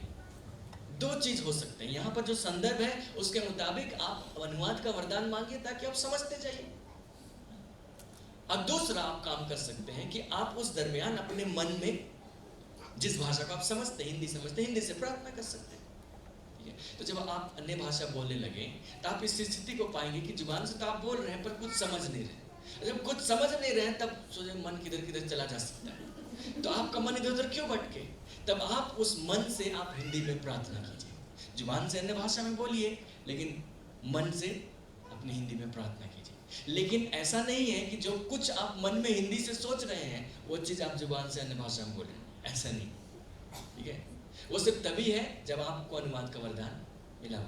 फिर लिखता है आत्मा से भी गाऊंगा, बुद्धि से भी गाऊंगा। इसका मतलब अन्य भाषा से भी गा सकते हैं, बुद्धि से भी गा सकते हैं। कुरिन्थ के लोग मतलब इतने थे, चलो तुम गाना अगुवाई करो, आगे आगे अन्य भाषा से गा दिया, दूसरा कोई गा ही नहीं पाया। इसलिए उसको बोला गया कि तुम ऐसा मत करो, कम से कम नहीं तो अज्ञानी धन्यवाद कैसे करेगा? अज्ञानी अर्थात जो उसको समझ में नहीं आया अन्य भाषा, वो धन्यवाद कैसे करेगा? तो उसको भी समझ में आना चाहिए। जब कलीसिया की बात है तो हम सबको लेकर चलते हैं, और जब हमको अकेले चलना है, घर में तो हम अकेले ही हैं, तो हम आत्मा से गाएंगे, हम आत्मा में प्रार्थना करेंगे, हम आत्मा में धन्यवाद करेंगे, सब कुछ करेंगे, वहाँ कोई प्रॉब्लम नहीं। और पौलुस इस बात को कहता है कि मैं भी जब अकेला होता हूँ तो ऐसा करता हूँ। अध्याय 14 और उसके पद 18 देखिए। पौलुस क्या लिखता है? मैं अपने परमेश्वर का धन्यवाद करता हूं कि मैं तुम सबसे अधिक अन्य भाषाओं में बोलता हूं। मैं तुम सबसे अधिक अन्य भाषा में बोलता हूं, लेकिन परंतु कलीसिया में अन्य भाषा में 10,000 बातें कहने से यह मुझे और भी अच्छा जान पड़ता है कि दूसरों को सिखाने के लिए बुद्धि से 5 की बातें कहूं। जब भी आप पहला कुरिन्थ 14 पढ़ें तो इस बात को समझिए, कलीसिया के रूप में हम किस रीति से इसको काम में ला रहे हैं, उसको बताने के लिए अन्य भाषा को थोड़ा सा डिस्करेज किया और ये बताया गया कि उसको आप पर्सनल यूज में कीजिए, लेकिन सामूहिक यूज में आप ऐसी बातें कीजिए जो सबको समझ में आती है। ठीक है, सिर्फ इसी उद्देश्य से लिखा गया था। और कई लोग ऐसे हैं जो इन बातों को पढ़ते हुए कहते कि नहीं नहीं अन्य भाषा मत बोलो, नहीं उसके लिए नहीं, उसका अर्थ अलग है। तो पौलुस भी जब वो अकेला होता था अन्य भाषाओं में बातें करता था, अकेले ही बोलता था, लेकिन जब कलीसिया में आता था वो ऐसी बातें बोलता था जिसको कोई बुद्धि से समझ सके। तो अन्य भाषाओं में हमने अभी तक 3 बातों को देखा। एक हमने देखा वेद की बातें आत्मा में होकर बोलना, दूसरा हमने देखा प्रार्थना करना, तीसरा हमने देखा आत्मा से हम गीत गा सकते हैं। अगर गीत गा सकते हैं तो बहुत तरीके के गीत होते हैं। ठीक है, कुछ गीत ऐसे होते हैं अगर आप अन्य भाषा से ही गा रहे हैं तब तो कुछ गीत होंगे जिसमें भेद प्रकट हो रहे होंगे, कुछ गीत होंगे जो प्रार्थना के गीत होंगे, और कुछ गीत होंगे जो या तो धन्यवाद या तो स्तुति के गीत होंगे। गीत तो धन्यवाद स्तुति वगैरह के लिए होते हैं। तो अन्य भाषा से भी जो गीत गाए वो भी ऐसा हो सकता है, और वाकई में ऐसा होता है, जिसको हम लोग प्रेरितों के काम की पुस्तक में भी पढ़कर देख सकते हैं। और यहाँ पर देखिए अध्याय 10 प्रेरितों के काम की पुस्तक और उसके पद 45 और 40। प्रेरितों के काम की पुस्तक अध्याय 10 और उसके पद 45 और 46 यहाँ लिखता है, और जितने खतना किए हुए विश्वासी पतरस के साथ आए थे वे सब चकित हुए कि अन्य जातियों पर भी पवित्र आत्मा का दान उंडेला गया है, क्योंकि उन्होंने उन्हें भांति भांति की भाषा बोलते और परमेश्वर की बड़ाई करते सुना। तो जो पतरस के साथ जो गए थे उन्होंने उन कुरनेलियुस के घर वालों को अन्य भाषाओं में बातें करते सुना, उन्होंने उनकी भाषा को समझ लिया, जरूर इनको अनुवाद का वरदान था। और अन्य भाषा में क्या बोल रहे थे? अन्य भाषा में परमेश्वर की बड़ाई कर रहे थे। ठीक है, वे अन्य भाषा में परमेश्वर की बड़ाई कर रहे थे, अर्थात परमेश्वर की स्तुति कर रहे थे, परमेश्वर की महिमा कर रहे थे। और अगर हम लोग इसी को प्रेरितों के काम की पुस्तक में ही देखें दूसरे अध्याय में और उसके पद 11 को देखें तो वहां पर जितने अन्य जगह से आए हुए यहूदी थे उनका रिएक्शन क्या था?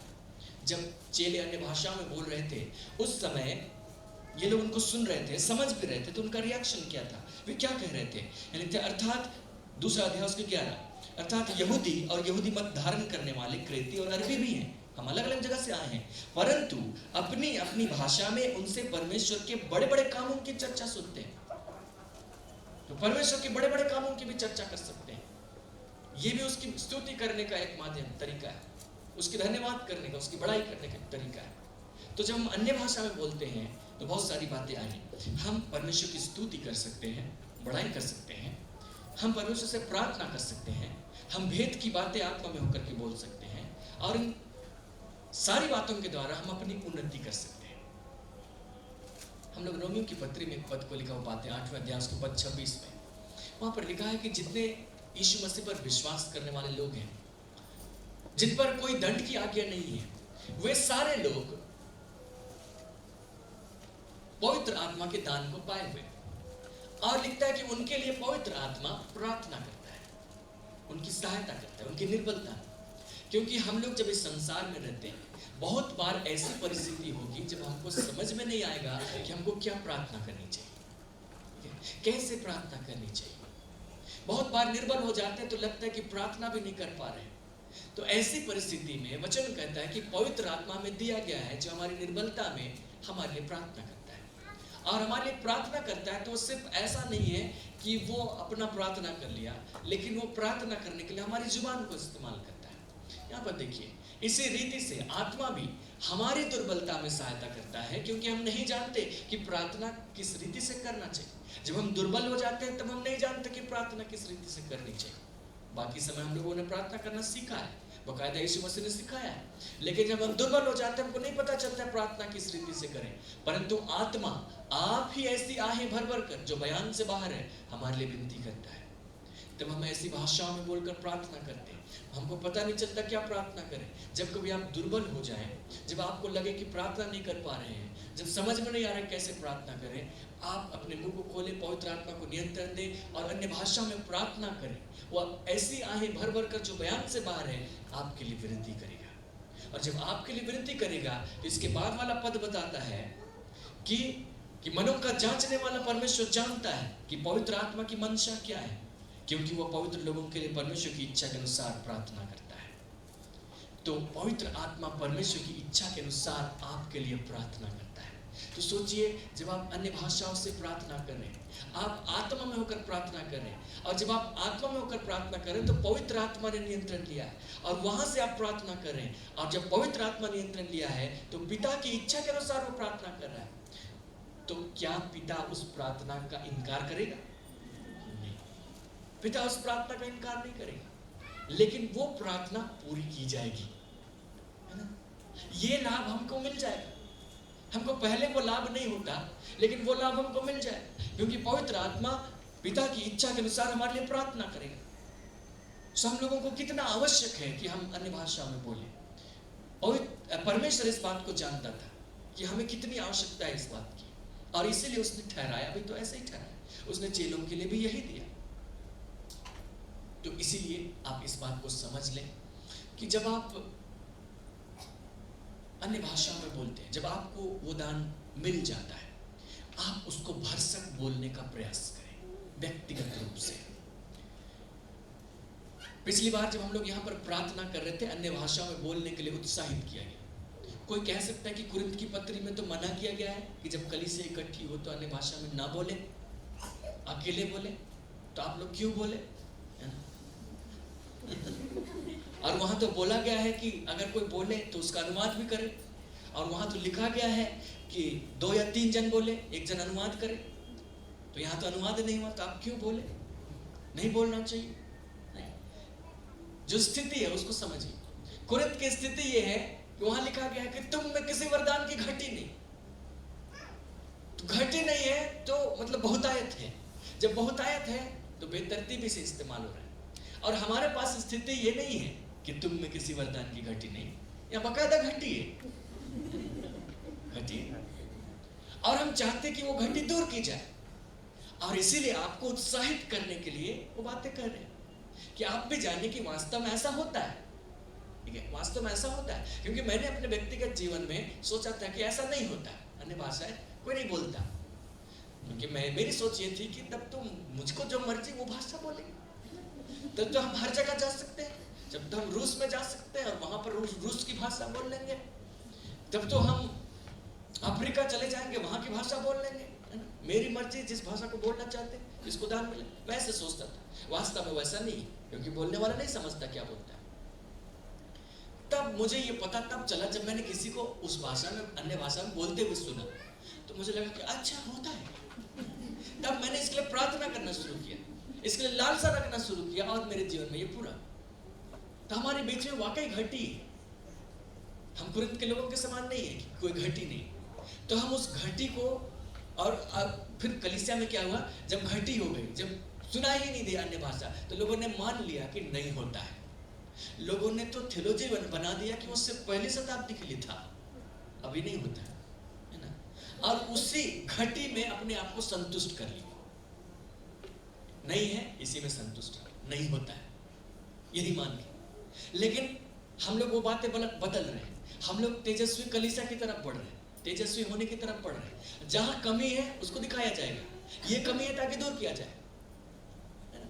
जब कमी को दूर नहीं किया जाएगा तो कमी बरकरार रहेगी। तो कमी को दूर किया जाना चाहिए। तो इसलिए ये बताया जाना है कि भाई ये होता है, ये हमारे बीच में मौजूद है। परमेश्वर इस काम को करता है ताकि आप भी उत्साहित हो जाए, आप भी इसके लिए प्रयास करें, दूसरे लोग भी इसके लिए प्रयास करें।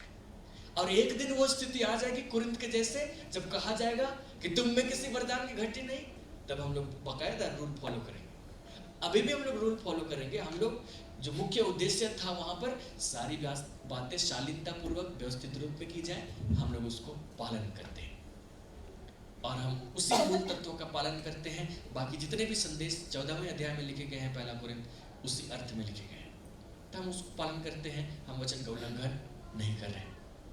यह आपको उत्साहित करने के लिए है। फिर एक और चीज हम लोग अंत में अन्य भाषा से संबंधित कहेंगे और वो ये है कि जब हम अन्य भाषा में बातें करते, पिछली बार मैंने जिक्र किया था, तो कौन सी भाषा बोलते हैं? तो भाई अपने मन मुताबिक जो भाषा बोलना चाहते हैं वो नहीं होता है, लेकिन परमेश्वर जिस भाषा को बुलवाना चाहे वो होता है। और अगर परमेश्वर बुलवाना चाहे तो एक तो हम लोगों ने देखा कि प्रेरितों के समय में बहुत सारे दूसरे जगह के लोग आए हुए थे और वे समझ रहे थे भाषा, अर्थात वो भाषा मनुष्यों की भाषा थी, ठीक है। लेकिन प्रेरित पौलुस इस बात को बताता है कि वो मनुष्यों की भाषा से अलग भाषा भी हो सकती है। वो भाषा स्वर्गदूतों की भाषा भी हो सकती है। पहला कोरिन्थ अध्याय 13 और उसके पद 1।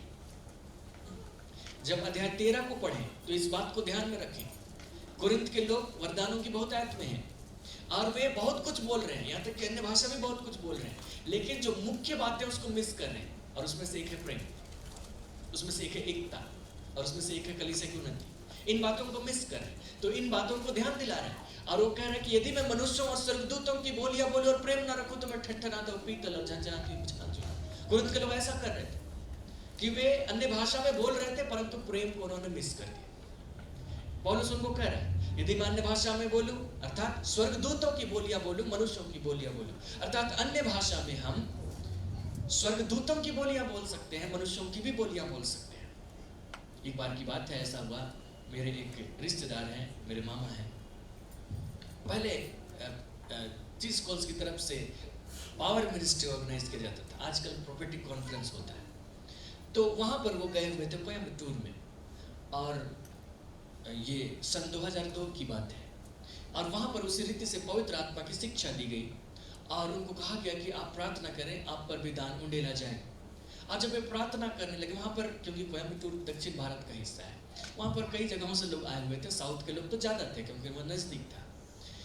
तो वहां पर उनके ऊपर वो दान उंडेला गया और वे अन्य भाषा में बोलने लगे। अन्य भाषा में काफी देर तक उन्होंने बातचीत की और उसके बाद सब कुछ सेशन समाप्त हो गया, खत्म हो गया, फिर वे अपने अपने चले गए। तब फिर बाद में एक व्यक्ति वहां पर उनके पास में आकर उनसे कुछ कहने लगे वहां उधर की भाषा में। तो वो समझने नहीं लगे, मेरे जो रिश्तेदार थे वो नहीं समझ पाए कि वो क्या बोल रहे हैं। तो उन्होंने उससे कहा, इंग्लिश में कहा कि मैं नहीं समझ पा रहा हूँ कि आप क्या बोल रहे हैं। तो व्यक्ति नाराज हो गया और कहने लगा कि तभी तो आपको अपनी भाषा बोलने में शर्म आती है, तभी तो आप इतने अच्छे तरीके से कन्नड़ में प्रार्थना कर रहे थे, अभी जब मैं आपको उस भाषा में बोल रहा हूं तो आप जवाब नहीं दे रहे। तो उन पर जो दान उंडेला गया था वो वहां की भाषा, अब क्योंकि उस भाषा को समझने वाला मौजूद था तो समझ रहा है क्या कन्नड़ वो हमारा ही आदमी है, लेकिन वो हकीकत में नहीं जानते। मनुष्यों की बोलियां बोल सकते हैं, उसी प्रकार लिखता है कि स्वर्गदूतों की बोलियां बोल सकते हैं। अर्थात ये भी संभव है कि दुनिया की हर भाषा को जानने वाला एक एक व्यक्ति इकट्ठा किया जाए और अन्य भाषा बुलवाया जाए। हो सकता है कोई ना समझे, जानते क्यों? क्योंकि उन मनुष्यों की कोई भाषा उसने कहा ही नहीं, उसने स्वर्गदूतों की भाषा को कहा। हम लोगों को नहीं मालूम स्वर्गदूत क्या बोलते हैं, स्वर्गदूत कौन सी भाषा बोलते हैं। हो सकता है कई भाषाएं बोलते हो, और स्वर्गदूत जब आते हैं तो हमारी भाषा बोल सकते हैं, लेकिन उनकी अपनी कोई भाषा होगी। परमेश्वर ऐसा अद्भुत काम करवा सकता है कि हमें उनकी भाषा बुलवा सकता है और उसको बाकी दुनिया में कोई आदमी नहीं समझेगा। जिसको अनुवाद का वरदान दिया गया वो समझेगा। हालेलुया। और भी बातें हो सकती हैं, इसको लंबा किया जा सकता है। लोग कहते हैं परमेश्वर कोई नई भाषा की सृष्टि करके उसको बुलवा सकता है, तरह तरह की बातें, पर उतना हमको डिटेल में जानने की जरूरत, जितना जरूरी था बाइबल में बता दिया गया। अब सोचिए एक और बात को स्मरण कीजिए, पुराने जमाने में मनुष्यों ने कभी भी अन्य भाषा में बातें नहीं की। अन्य भाषा अर्थात वो भाषा जिसको आप नहीं समझते, जो आपकी पारंपरिक भाषा नहीं। लेकिन जानते पुराने नियम में एक जानवर था जिसने अपनी भाषा छोड़कर दूसरे की भाषा बोली, और वो भी एक गधी। बिलाम, आप कहानी जानते हैं? गधी की क्या भाषा होती है हम लोग नहीं जानते, रेंगती है ढेचू ढेचू। लेकिन एक नौबत आया जब गधी की समझ भी खुल गई और वो बोलने भी लगी। ये वृत्तांत गिनती की पुस्तक में मिलता है। अब वो बोलने लगी, मनुष्यों की भाषा में बोलने लगी, बिलाम की भाषा में बोलने लगी। बिलाम को समझ में भी आया। तो पुराने समय में गधी अगर ऐसा बोल सकती है, उसको तो एक ही दफा किया गया था, उस पर दान नहीं उंडेला गया था पवित्र आत्मा का। तो नए नियम में हमारे लिए बकायदा कहा गया कि अंत के दिनों में मैं अपना आत्मा सब प्राणियों पर उंडेलूंगा। सब प्राणियों, जरा इसको डिस्प्ले कीजिए, दूसरा अध्याय पद 17 प्रेतों के काम। मैं आपको थोड़ा सा दिखाना चाहता हूँ कि सब प्राणियों जब लिखा है, इंग्लिश में कुछ और लिखा है। प्रेतों के काम की पुस्तक अध्याय 2 और उसके पद 17। ठीक है, जब यूनानी शब्द है तो वहां पर जो शरीर के लिए शब्द इस्तेमाल किया जाता है उसमें से एक है सोमा। सोमा का अर्थ है शरीर। दूसरा शब्द है सार्क्स, जिसका जो अर्थ यहाँ पे है। ठीक है, इंग्लिश में हम पढ़ रहे हैं, and it shall come to pass in the last days said God, I will pour out my spirit upon all flesh. Flesh का अर्थ होता है मांस, मतलब सब जिनके पास शरीर है। और सब जिनके पास शरीर है में वो आ रहे हैं जो विश्वास करते हैं, क्योंकि विश्वास करने वालों में चिन्ह। तो आप विश्वास करते हैं, आपका क्वालिफिकेशन क्या है? आपके पास मांस होना चाहिए। आपके शरीर में मांस होना चाहिए, बस क्वालिफाइड। बाकी चीज यीशु मसीह कर दिया है। मैं पिता से विनती करूंगा और वह तुम्हें एक और सहायक देगा। आपकी प्रार्थना से भी नहीं मिल रहा, यीशु की प्रार्थना से मिल रहा है। आपका क्वालिफिकेशन क्या है? आपके पास फ्लेश है, आपके पास मांस है, आपके पास शरीर है। हिंदी में लिखा है अपना आत्मा सब मनुष्यों पर उंडेलूंगा, सब प्राणियों पर उंडेलूंगा। लेकिन जो ओरिजिनल वर्ड है वह है फ्लेश, सार्क्स, ग्रीक। सब प्राणियों पर उंडेल, जिसके लिए बाकायदा लिखा गया कि मैं अपना आत्मा सब प्राणियों पर उंडेलूंगा। जब उंडेलूंगा कहा गया और उसके साथ में ये चिन्ह साथ में जुड़ा हुआ था कि लोग अन्य भाषा में बोलने लगे, उसके साथ उन्नति शामिल है। पुराने समय में गधी जब बोल सकते तो हम लोग अभी क्यों नहीं बोलेंगे? जरूर बोलेंगे।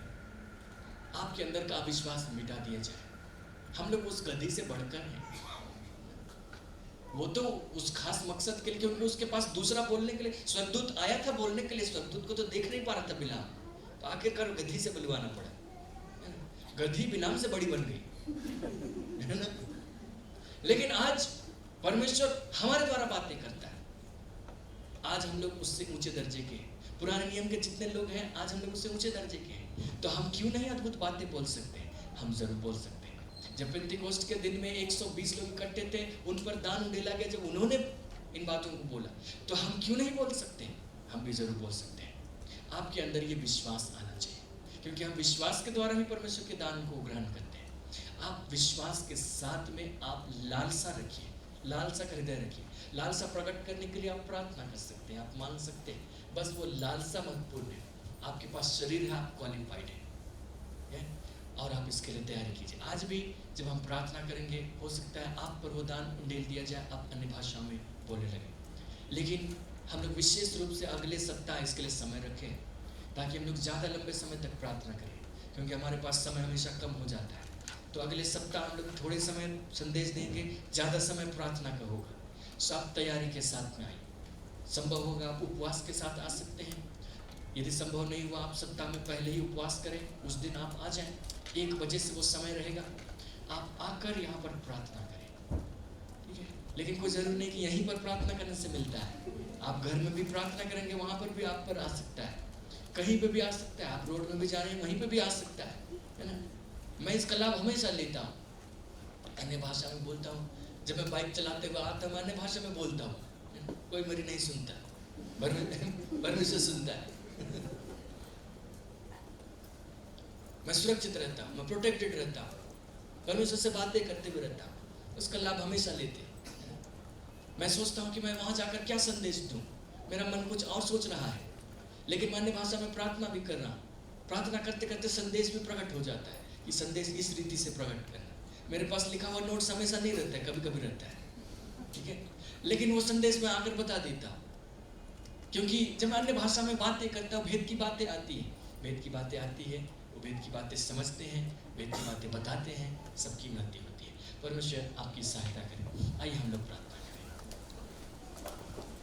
स्वर्गीय सामर्थ्य पिता, हम आपका धन्यवाद करते हैं क्योंकि तूने अपने अद्भुत दान के विषय में हम पर प्रकट किया है कि जब हमारी जीभ तेरे नियंत्रण में नहीं होती, ये ऐसी बातें बोलती है जिससे विनाश आता है, लेकिन तू चाहता है कि तू उसका नियंत्रण हमारे जीवन में ले।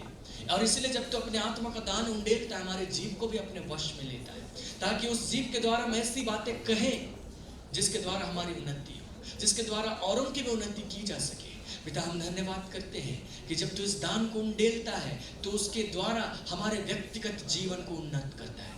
पिता, उसके द्वारा हम तेरे निकट में और अधिक चलते हैं, हम तेरा धन्यवाद करते हैं। उसके द्वारा हम तेरे आत्मा में होकर के चलते हैं, आत्मा में होकर जीवन बिताने की प्रैक्टिस करते हैं। हम इस बात के लिए आपका धन्यवाद करते हैं। पिता, हम इन प्रयोग के लिए प्रार्थना करते हैं कि जब ये इस बात के लिए प्रयत्नशील है, इस बात के लिए लालसा रख रहे हैं, इन बातों को सीख रहे हैं, पिता, इनके अंदर की भूख और प्यास बढ़ती चली जाए। जबकि तेरा दान उन पर उंडेल दिया जाए तो उसे रिसीव करने वाले हो जाए और वे उस भाषा को बोलने वाले हो जाए। हो सकता है कि उस भाषा को समझने वाला इनके पास कोई भी नहीं रहेगा, लेकिन पिता, इन्होंने इस बात को सीखा है कि उसके द्वारा वे अपनी उन्नति करेंगे, क्योंकि वे विश्वास के द्वारा उन बातों को बोलेंगे और उनके बोलने के द्वारा उन्नति होती चली जाएगी। पिता, हम आपको धन्यवाद करते हैं। पिता, इनमें से प्रत्येक जन की सहायता कीजिए कि उस दान को वे ग्रहण करने पाए, क्योंकि तूने प्रार्थना की प्रभु यीशु मसीह, तूने कहा कि मैं पिता से विनती करूंगा, तुम्हें एक और सहायक देगा। पिता, हम धन्यवाद करते प्रभु यीशु ने प्रार्थना की है। हम धन्यवाद करते कि तूने हमारे उत्पन्न होने से पहले भविष्यवाणी करके कहा, मैं देश देश के लोगों से नई और शुद्ध भाषा बुलवाऊंगा। पिता, हम वो देश देश के लोगों में से आते हैं, अब वो नई और शुद्ध भाषा बोलना हमारे मुख से होगा प्रभु, क्योंकि ये तेरे द्वारा ठहराया गया है। तेरे दास पतरस ने कहा था, ये प्रतिज्ञा उन दूर दूर के देशों के लोगों के लिए है जिनको परमेश्वर अपने पास बुलाएगा। ये प्रतिज्ञा हमारे लिए है, इस समय के लोगों के लिए है, हम सब के लिए है, क्योंकि हम विश्वास करने वाले हैं। विश्वास करने वालों में ये चिन्ह होंगे। पिता, हम धन्यवाद करते नई नई भाषाएं बोलेंगे। पिता, हम सब कोई नई नई भाषा बोलेंगे, ये सारे लोग बोलेंगे, क्योंकि ये सारे लोग उस प्यास से भर रहे हैं। पिता, हम धन्यवाद करते हैं। तो अपने आत्मा का दान उंडेल करके प्रत्येक को परिपूर्ण कर देना। पिता, हम धन्यवाद करते हैं। आने वाले सप्ताह में जब हम इसके लिए विशेष रूप से प्रार्थना करने के लिए समय बिताएंगे, पिता, अनुग्रह कीजिए कि हम उस समय को लेकर अपने जीवन में लाभ उठा सकें, हम उससे तृप्त किए जा सकें और हम उसके द्वारा अपने जीवन में और भी ऊंचाई पर जा सकें। पिता, हम आपको धन्यवाद करते हैं, आप हमारी मदद कर रहे हैं। सारी महिमा आपको देते हुए प्रार्थना यीशु मसीह के नाम में मांगते हैं, आमीन। हकीकत में नहीं जानते, मनुष्यों की बोलियां बोल सकते हैं, उसी प्रकार लिखता है कि स्वर्गदूतों की बोलियां बोल सकते हैं। अर्थात ये भी संभव है कि दुनिया की हर भाषा को जानने वाले एक एक व्यक्ति इकट्ठा किया जाए और अन्य भाषा बुलवाया जाए। हो सकता है कोई ना समझे। जानते क्यों? क्योंकि उन मनुष्यों की कोई भाषा उसने कहा ही नहीं, उसने स्वर्गदूतों की भाषा को कहा। हम लोगों को नहीं मालूम स्वर्गदूत क्या बोलते हैं, स्वर्गदूत कौन सी भाषा बोलते हैं। हो सकता है कई भाषाएं बोलते हो, और स्वर्गदूत जब आते हैं तो हमारी भाषा बोल सकते हैं, लेकिन उनकी अपनी कोई भाषा होगी। परमेश्वर ऐसा अद्भुत काम करवा सकता है कि हमें उनकी भाषा बुलवा सकता है, और उसको बाकी दुनिया में कोई आदमी नहीं समझेगा। जिसको अनुवाद का वरदान दिया गया वो समझेगा। हालेलुया। और भी बातें हो सकती हैं, इसको लंबा किया जा सकता है। लोग कहते हैं परमेश्वर कोई नई भाषा की सृष्टि करके उसको बुलवा सकता है, तरह तरह की बातें, पर उतना हमको डिटेल में जानने की जरूरत, जितना जरूरी था बाइबल में बता दिया गया। अब सोचिए, एक और बात को स्मरण कीजिए। पुराने जमाने में मनुष्यों ने कभी भी अन्य भाषा में बातें नहीं की। अन्य भाषा अर्थात वो भाषा जिसको आप नहीं समझते, जो आपकी पारंपरिक भाषा नहीं। लेकिन जानते, पुराने नियम में एक जानवर था जिसने अपनी भाषा छोड़कर दूसरे की भाषा बोली, और वो भी एक गधी। बिलाम, आप लोग कहाँ जानते हैं गधी की क्या भाषा होती है? हम लोग नहीं जानते, रेखती है डेचू डेचू। लेकिन एक नौबत आया जब गधी की समझ भी खुल गई और वो बोलने भी लगी। ये वृत्तांत गिनती की पुस्तक में मिलता है। अब वो बोलने लगी, मनुष्यों की भाषा में बोलने लगी, बिलाम की भाषा में बोलने लगी। बिलाम को समझ में भी आया। तो पुराने समय में गधी अगर ऐसा बोल सकती है, उसको तो एक ही दफा किया गया था, उस पर दान नहीं उंडेला गया था पवित्र आत्मा का। तो नए नियम में हमारे लिए बकायदा कहा गया कि अंत के दिनों में मैं अपना आत्मा सब प्राणियों पर उंडेलूंगा, सब प्राणियों, जरा इसको डिस्प्ले कीजिए, दूसरा अध्याय पद 17 प्रेतों के काम। मैं आपको थोड़ा सा दिखाना चाहता हूँ कि सब प्राणियों जब लिखा है, इंग्लिश में कुछ और लिखा है। प्रेतों के काम की पुस्तक अध्याय 2 और उसके पद 17, ठीक है। जब यूनानी शब्द है तो वहां पर जो शरीर के लिए शब्द इस्तेमाल किया जाता है उसमें से एक है सोमा। सोमा का अर्थ होता है शरीर। दूसरा शब्द है सार्क्स, जिसका जो अर्थ यहाँ पे है, ठीक है। इंग्लिश में हम पढ़ रहे हैं, and it shall come to pass in the last days said God, I will pour out my spirit upon all flesh. Flesh का अर्थ होता है मांस, मतलब सब जिनके पास शरीर है। और सब जिनके पास शरीर है में वो आ रहे हैं जो विश्वास करते हैं, क्योंकि विश्वास करने वालों में चिन्ह होंगे। तो आप विश्वास करते हैं, आपका क्वालिफिकेशन क्या है? आपके पास मांस होना चाहिए। आपके शरीर में मांस होना चाहिए, बस क्वालिफाइड। बाकी चीज यीशु मसीह कर दिया है। मैं पिता से विनती करूंगा और वह तुम्हें एक और सहायक देगा। आपकी प्रार्थना से भी नहीं मिल रहा, यीशु की प्रार्थना से मिल रहा है। आपका क्वालिफिकेशन क्या है? आपके पास फ्लेश है, आपके पास मांस है, आपके पास शरीर है। हिंदी में लिखा है, अपना आत्मा सब मनुष्यों पर उंडेलूंगा, सब प्राणियों पर उंडेलूंगा। लेकिन जो ओरिजिनल वर्ड है वह है फ्लेश, सार्क्स, ग्रीक, सब प्राणियों पर उंडेल, जिसके लिए बाकायदा लिखा गया कि मैं अपना आत्मा सब प्राणियों पर उंडेलूंगा। जब उंडेलूंगा कहा गया और उसके साथ में ये चिन्ह साथ में जुड़ा हुआ था कि लोग अन्य भाषा में बोलने लगे, उसके साथ उन्नति शामिल है। पुराने समय में गधी जब बोल सकते तो हम लोग अभी क्यों नहीं बोलेंगे? जरूर बोलेंगे। आपके अंदर का अविश्वास मिटा दिया जाए। हम लोग उस गधी से बढ़कर हैं। वो तो उस खास मकसद के लिए, क्योंकि उसके पास दूसरा बोलने के लिए स्वर्गदूत आया था, बोलने के लिए। स्वर्गदूत को तो देख नहीं पा रहा था बिलाम, तो आखिरकार गधी से बुलवाना पड़ा। गधी बिलाम से बड़ी बन गई, है ना? लेकिन आज परमेश्वर हमारे द्वारा बातें करता है। आज हम लोग उससे ऊंचे दर्जे के, पुराने नियम के जितने लोग हैं आज हम लोग उससे ऊंचे दर्जे के हैं। तो हम क्यों नहीं अद्भुत बातें बोल सकते? हम जरूर बोल सकते हैं। जब पेंटिकोस्ट के दिन में 120 लोग इकट्ठे थे, उन पर दान उंडेला गया, जब उन्होंने इन बातों को बोला, तो हम क्यों नहीं बोल सकते? हम भी जरूर बोल सकते हैं। आपके अंदर ये विश्वास आना चाहिए, क्योंकि हम विश्वास के द्वारा ही परमेश्वर के दान को ग्रहण करते हैं। आप विश्वास के साथ में आप लालसा रखिए, लालसा का हृदय रखिए। लालसा प्रकट करने के लिए आप प्रार्थना कर सकते हैं, आप मान सकते हैं, बस वो लालसा महत्वपूर्ण है। आपके पास शरीर है, आप क्वालिफाइड है, और आप इसके लिए तैयारी कीजिए। आज भी जब हम प्रार्थना करेंगे, हो सकता है आप पर वो दान उंडेल दिया जाए, आप अन्य भाषा में बोलने लगे। लेकिन हम लोग विशेष रूप से अगले सप्ताह इसके लिए समय रखें, ताकि हम लोग ज़्यादा लंबे समय तक प्रार्थना करें, क्योंकि हमारे पास समय हमेशा कम हो जाता है। तो अगले सप्ताह हम लोग थोड़े समय संदेश देंगे, ज़्यादा समय प्रार्थना का होगा। सब तैयारी के साथ में आइए। संभव होगा आप उपवास के साथ आ सकते हैं। यदि संभव नहीं हुआ, आप सप्ताह में पहले ही उपवास करें, उस दिन आप आ जाएं। 1 बजे से वो समय रहेगा, आप आकर यहाँ पर प्रार्थना करें, ठीक है? लेकिन कोई जरूरी नहीं कि यहीं पर प्रार्थना करने से मिलता है। आप घर में भी प्रार्थना करेंगे, वहाँ पर भी आप पर आ सकता है, कहीं पे भी आ सकता है। आप रोड में भी जा रहे हैं, वहीं पे भी आ सकता है ना? मैं इसका लाभ हमेशा लेता हूँ, अन्य भाषा में बोलता हूँ। जब मैं बाइक चलाते हुए आता हूँ, मैं अन्य भाषा में बोलता हूँ, कोई मेरी नहीं सुनता, परमेश्वर सुनता है।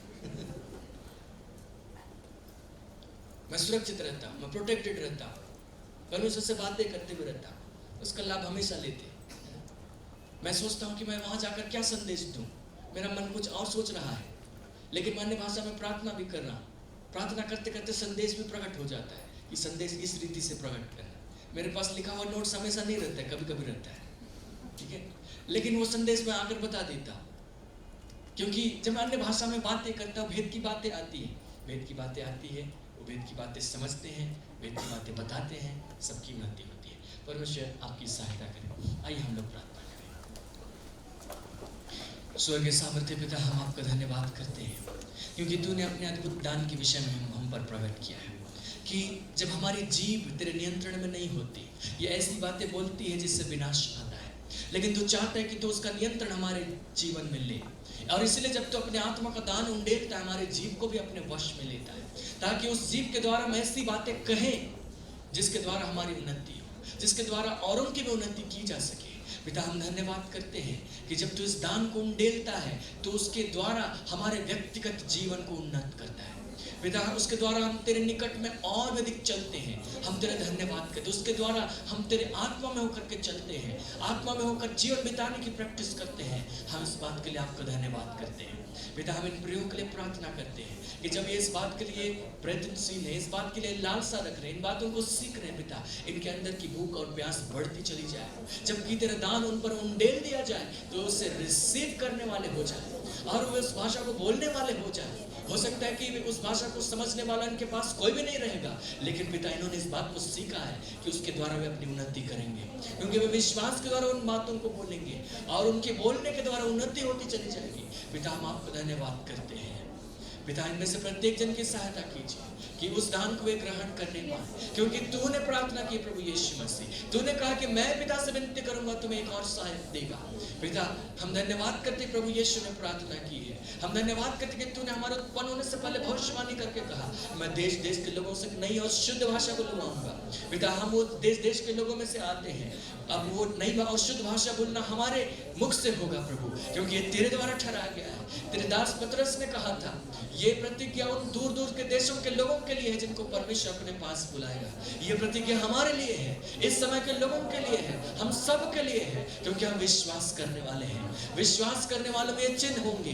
पिता हम धन्यवाद करते नई नई भाषाएं बोलेंगे। पिता हम सब कोई नई नई भाषाएं बोलेंगे, ये सारे लोग बोलेंगे, क्योंकि ये सारे लोग उस प्यास से भर रहे हैं। पिता हम धन्यवाद करते हैं, तो अपने आत्मा का दान उंडेल करके प्रत्येक को परिपूर्ण कर देना। पिता हम धन्यवाद करते हैं। आने वाले सप्ताह में जब हम इसके लिए विशेष रूप से प्रार्थना करने के लिए समय बिताएंगे, पिता अनुग्रह कीजिए कि हम उस समय को लेकर अपने जीवन में लाभ उठा सकें, हम उससे तृप्त किए जा सकें और हम उसके द्वारा अपने जीवन में और भी ऊंचाई पर जा सकें।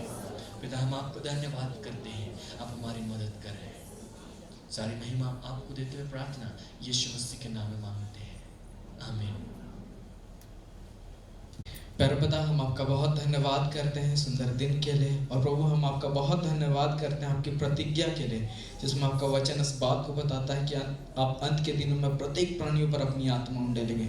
और प्रभु धन्यवाद, हम अंत के दिनों में रह रहे हैं और प्रभु आपकी प्रतिज्ञा ज़रूर पूरी होगी। हम आपका बहुत धन्यवाद करते हैं प्रभु। हम अपने इन प्रियों को तेरे हाथों में सौंपते हैं, निवेदन करते हैं जब ये लौटते हैं इनके हृदय में वो पर्याप्त लालसा उंडेलिए, वो पर्याप्त विश्वास इनके भीतर उंडेलिए, ताकि जब वह अगले हफ्ता हम मिले प्रभु, हर एक जन जो यहाँ पाया जाता है हर एक उस अद्भुत अभिषेक से, उस अद्भुत अनुभव से होकर गुजरने पाए। हम यीशु के नाम में ऐसा अनुग्रह मांगते हैं। हम आपका बहुत धन्यवाद करते हैं। हम ये विश्वास करते हैं क्योंकि यीशु मसीह आपने हमारे लिए प्रार्थना की है और वो आपकी प्रार्थना जरूर पूरी होगी।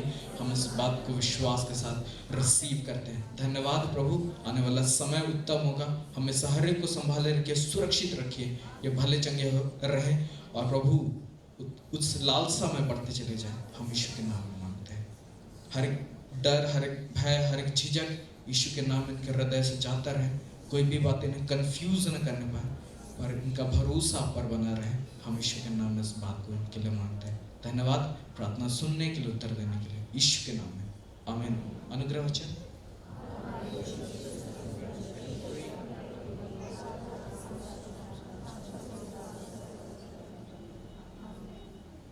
Praise the Lord. ठीक है, हम लोग मिलते हैं।